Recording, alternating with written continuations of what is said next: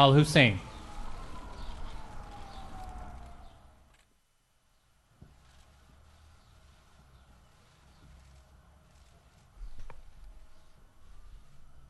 Thank you very much. Your Majesty, thank you for being with us today. Very much appreciated. This is our second meeting since my inauguration, but our first at the White House. Very special place, I can tell you that. I've gotten to know it well. Long hours, very special. It's really an honor to welcome you here today, but before we begin, let me say a few words about recent events.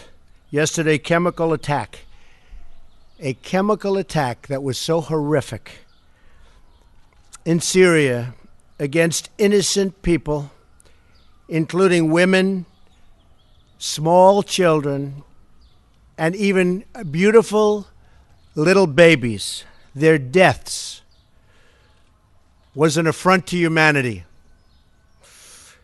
These heinous actions by the Assad regime cannot be tolerated.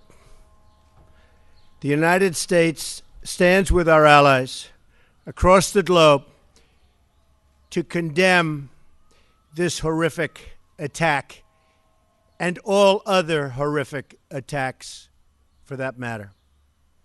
Your Majesty, Jordanians are known for their legendary hospitality, and we will do our very best to be equally gracious hosts. They're also known, however, I have to say this, for their fighting ability, and you are a great warrior, and we appreciate it. Thank you. The historical ties and close friendship between our two countries dates back 3/4 of a century. In that time, the Middle East has faced many periods of crisis and unrest, perhaps never like it is today, however. Through them all, America has looked to Jordan as a valued partner, an advocate for the values of civilization, and a source of stability and hope. I am deeply committed to preserving our strong relationship, which I will, and to strengthening America's long-standing support for Jordan. And you do have tremendous support within our country, I can tell you that. As we know, the Middle East and the entire world is faced with one of its gravest threats in many, many years. Since the earliest days of the campaign against ISIS, Jordan has been a staunch ally and partner, and we thank you for that. Jordanian service members have made tremendous sacrifices in this battle against the enemies of civilization. And I want to thank all of them for their really just incredible courage. So many have been lost, and we pay homage. So many. In King Abdullah, America is blessed with a thoughtful and determined partner. He is a man who has spent years commanding his country's special forces. He really knows what being a soldier is, that I can tell you. And he knows how to fight. The king has been a leader in calling for a plan to defeat ISIS once and for all.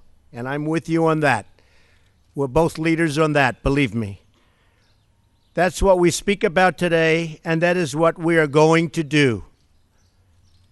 And it'll be a shorter fight than a lot of people are thinking about. Believe me, we've made tremendous strides, as we discussed. As you know, we had a very, very fine delegation come over from Egypt and also from Iraq. And they said more has been done in the last 6 weeks than has been done in years with the previous administration. And believe me, we're going to keep it that way. We will destroy ISIS, and we will protect civilization. We have no choice. We will protect civilization. King Abdullah and I also discussed measures to combat the evil and ideology that inspires ISIS and plagues our planet. In addition, we also acknowledge the vital role that Jordan has played in hosting refugees from the conflict in Syria. We have just announced that the United States will contribute additional funds to Jordan for humanitarian assistance. This aid will help countries like Jordan host refugees until it is safe for them to return home. The refugees want to return home. I know that from so many other instances. They want to return back to their home. And that's a goal of any responsible refugee policy. Finally, as we discussed, to advance the cause of peace in the Middle East, including peace between the Israelis and the Palestinians. And I'm working very, very hard on trying to finally create peace between the Palestinians and Israel. And I think we'll be successful. I hope to be successful, I can tell you that. The King has been a really tireless advocate for a solution. He's going to help me with that and help me at the highest level. And we will be consulting with him very closely in the days ahead. King Abdullah, I want to take this opportunity to thank you for your partnership. Working together, the United States and Jordan can help bring peace and stability to the Middle East and, in fact, the entire world, and we will do that. Thank you very, very much for being with us.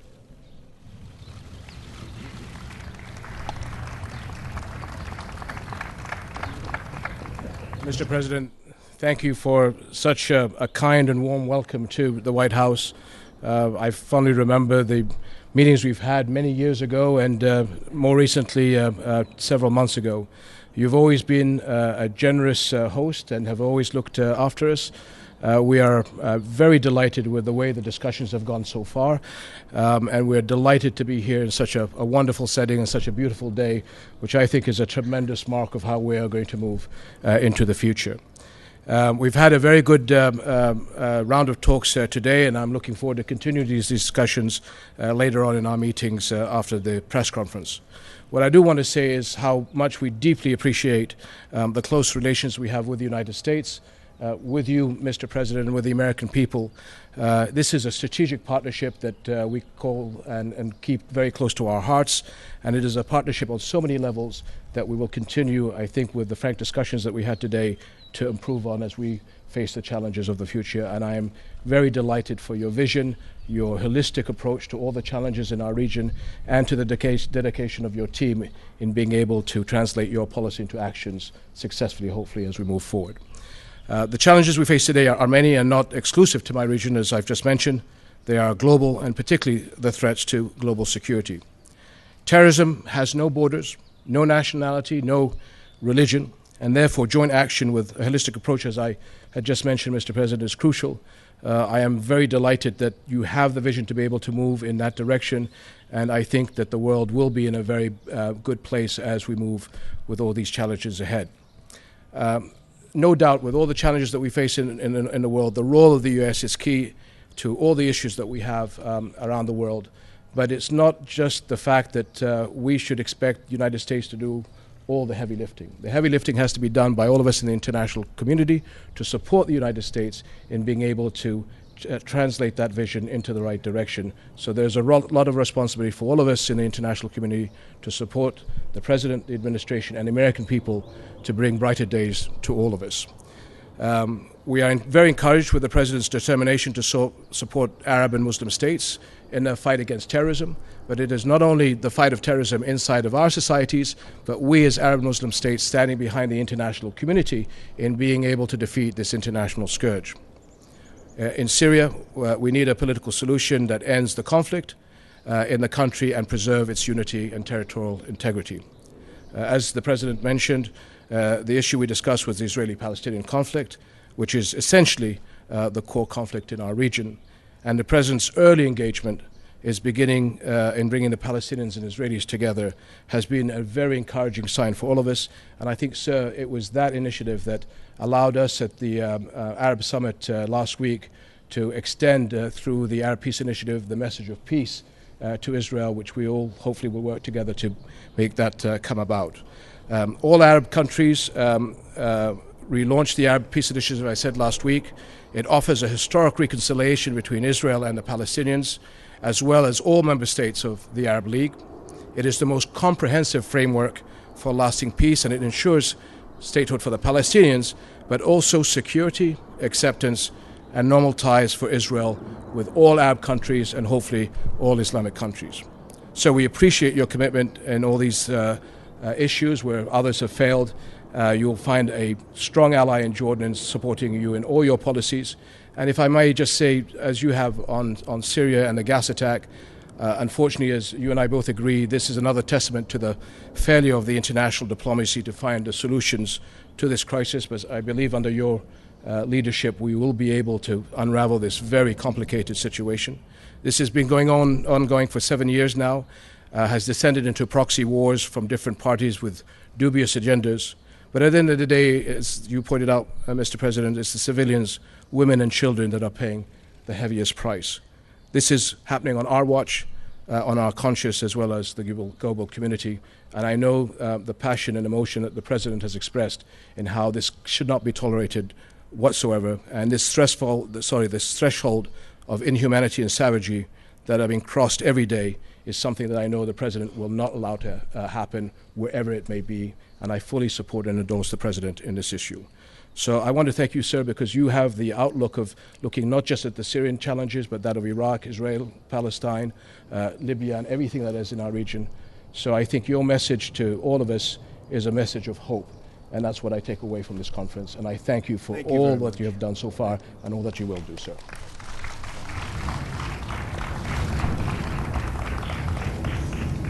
All right, we'll take a few questions. Julie Pace.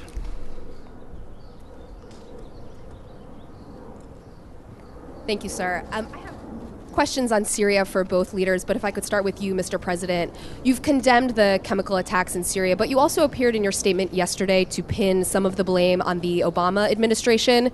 You're the president now. Do you feel like you bear responsibility for responding to the chemical attacks, and does the chemical attack cross a red line for you? Well, I think the Obama administration had a great opportunity to solve this crisis a long time ago when he said the red line in the sand. And when he didn't cross that line after making the threat, I think that set us back a long ways, not only in Syria, but in many other parts of the world, because it was a blank threat. I think it was something that was not one of our better days as a country. So I do feel that, Julie. I feel it very strongly. Do you feel like you now have the responsibility to respond to the chemical attack? I now have responsibility, and I will have that responsibility and carry it very proudly. I will tell you that. It is now my responsibility. It was a great opportunity missed. As you know, I'll be meeting with the president of China very soon in Florida, and that's another responsibility we have, and that's called the country of North Korea. We have a big problem. We have somebody that is not doing the right thing, and that's going to be my responsibility. But I'll tell you, that responsibility could have been made a lot easier if it was handled years ago. Before I move on to the king, can I just quickly ask you if the chemical attack crosses a red line for you? It crossed a lot of lines for me. When you kill innocent children, innocent babies, little babies, with a chemical gas that is so lethal, people were shocked to hear what gas it was. That crosses many, many lines, beyond the red line, many, many lines. Thank you very much. And Your Majesty, if I could ask about refugees, your country has really borne the brunt of the refugee crisis in Syria. The president has signed travel bans that would block Syrians from coming to the U.S. If that goes into effect, what would the impact on your country and across the region be? Well, I think, as the President pointed out, most, if not all, Syrian refugees actually want to go back to Syria. And that what we're working with the United States and the international community is to be able to stabilize the refugees in our country, give them the tools so that as we're working with the solutions in Syria, we have the ability to be able to send them back as a positive influence into their economies. And again, the President and the Europeans are being very forward-leaning in being able to look after our host community. Tremendous burden on our country, but again, tremendous appreciation to the United States and the Western countries for being able to help us in dealing with that. Dalit, please. Your Majesty, how does the outcome of the recent Arab summit help the U.S. In its policy to advance Palestinian-Israeli negotiations? Well, as I said, the Arab Peace Initiative came out with a resounding resolution to offer peace to the Israelis, to make them feel that they're accepted into the neighborhood, and to be able to support the president as he brings both parties together. And again, I have to remind people that very early on, there was an early engagement by the president and his team to the Israelis and the Palestinians to be able to see what he can do to bring them together. It is the core conflict for a lot of us in the region. The president knows this. He has his instincts in the right place. And working with his team, our job, as I said, is to do the heavy lifting. The Arabs are prepared to do whatever they can to bring Israelis and Palestinians together under the leadership of the president. Thank you. John Yang. Thank you, Mr. President. I'd like to follow up on Julie's question and press you a little more on Syria. How will you distinguish your policy and your actions on Syria from the inaction that you criticized of the previous administration? You say it's now your responsibility. What should we see or what should we look for that will be different? And Your Majesty, I'd like to ask you, what gives you, this is now your second meeting with the President, what gives you the optimism that Mr. Trump will succeed in the Israeli-Palestinian conflict where so many others have failed before him to be a broker for peace? I like to think of myself as a very flexible person. I don't have to have one specific way, and if the world changes, I go the same way. I don't change. Well, I do change, and I am flexible, and I'm proud of that flexibility. And I will tell you that attack on children yesterday had a big impact on me. Big impact. That was a horrible, horrible thing. And I've been watching it and seeing it, and it doesn't get any worse than that. And I have that flexibility, and it's very, very possible, and I will tell you it's already happened, that my attitude toward Syria and Assad has changed very much. And if you look back over the last few weeks, there were other attacks using gas. You're now talking about a whole different level. So, as you know, I would love to have never been in the Middle East. I would love to have never seen that whole big situation start. But once it started, we got out the wrong way, and ISIS formed in the vacuum, and lots of bad things happened. I will tell you, what happened yesterday is unacceptable to me. Can I follow up, sir? Last year you seemed to be reluctant to get involved or to intervene in Syria directly. Is that one thing that's changed after yesterday? Well, one of the things I think you've noticed about me is militarily, I don't like to say where I'm going and what I'm doing. And I watched past administrations say, we will attack at such and such a day, at such and such an hour. And you, being a warrior, you would say, why are they saying that? And I'm sure you sat back in Jordan and you said, why are they saying that? I watched Mosul, where the past administration was saying, we will be attacking in 4 months. And I said, why are they doing that? Then a month goes by and they say, we will be attacking in 3 months, and then 2 months, and then we will be attacking next week. And I'm saying, why are they doing that? And as you know, Mosul turned out to be a much harder fight than anyone thought. And a lot of people have been lost in that fight. I'm not saying I'm doing anything one way or the other, but I'm certainly not going to be telling you, as much as I respect you, John. Thank you. Sir, I think on behalf of the President, what I saw was an early engagement by the President and his team with all of us in the region about the challenges between the Israelis and Palestinians. I had the honor of seeing the President and his team again in January, where this was discussed.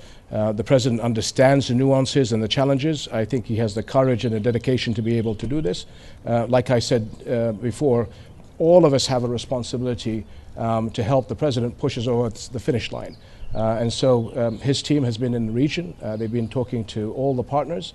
And it is our job to facilitate the atmospherics between Israelis and Palestinians to move together and give the support to the president to be able to smooth the edges over between Israelis and Palestinians to achieve this. And the president understands that if we don't solve this problem, how are we going to win the global fight against terrorism, which is his #1 priority? So this is a core issue that he understands, and I think he has the commitment, and he has my full support for this, as he does from many, many countries in our region. And I have to just say that the world is a mess. I inherited a mess. Whether it's the Middle East, whether it's North Korea, whether it's so many other things, whether it's in our country, horrible trade deals, I inherited a mess. We're going to fix it. We're going to fix it. Okay. Thank you. Nadia? Thank you, Your Majesty. You touch upon the subject now, but if I ask you to look forward, how do you see the future of fighting terrorism post-Raqqa and Mosul, especially the role that Jordan will play in the eastern part of Iraq? And do you believe the real battle will start then? And if I may, Mr. President, you know very well that the Iranian militias and Hezbollah has been propping the Syrian regime for a while, over a few years now. Will you go after them? What message will you give them today? And will you work with the Russians to stop, to ground the Syrian Air Force and to establish safe zones? Thank you. Well, the first part is that we are seeing very recently tremendous gains on the ground in Raqqa and Mosul. Again, I think as the President alluded to, it's very difficult to put timelines on this issue because the battle space is always very fluid. But I think that the war is being won on the ground. Having said that, terrorists are on the move. They'll be on the move inside of Iraq and inside of Syria, so that we have to make sure that we adapt our plans accordingly, and they move beyond borders, beyond our region and elsewhere. So as we and the administration have discussed, it's this holistic approach. How do we fight them wherever they are? And I think that is the understanding. Terrorists have no respect for borders and religions and people. So it's the seriousness of how we do this holistic approach that I've mentioned several times. And what I'm really delighted is that the understanding by the President and the administration in how to deal with this globally.